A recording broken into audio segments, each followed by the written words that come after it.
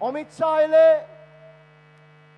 তার সভা শুরু হয় আমার নাম দিয়ে, সভা শেষ হয় আমার নাম দিয়ে। বিজেপির ছোট বড় মাঝারি সেজো মেজো যত নেতা আছে সবার গায়ে জ্বালা আমায় নিয়ে।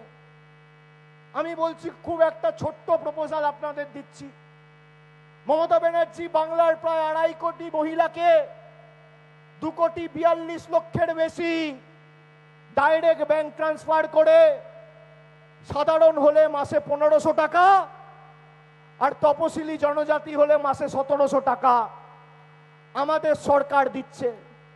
পাশে আসাম আর এক পাশে ত্রিপুরা, একদিকে বিহার একদিকে উড়িষ্যা, তার পাশে মধ্যপ্রদেশ, তার উপরে উত্তরপ্রদেশ, একদিকে রাজস্থান একদিকে গুজরাট। যে রাজ্যগুলোর নাম নিলাম সব রাজ্যে বিজেপি ক্ষমতায়।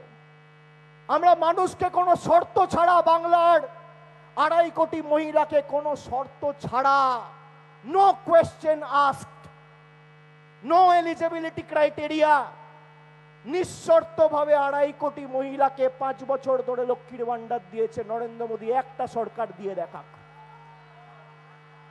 যদি একটা সরকার দিতে পারে, যদি ত্রিপুরা দিতে পারে, আসাম দিতে পারে, বিহার দিতে পারে, উড়িষ্যা দিতে পারে, রাজস্থান দিতে পারে, মহারাষ্ট্র দিতে পারে, আমি রাজনীতি থেকে অবসর নেব, এত বড় কথা বলে যাচ্ছি।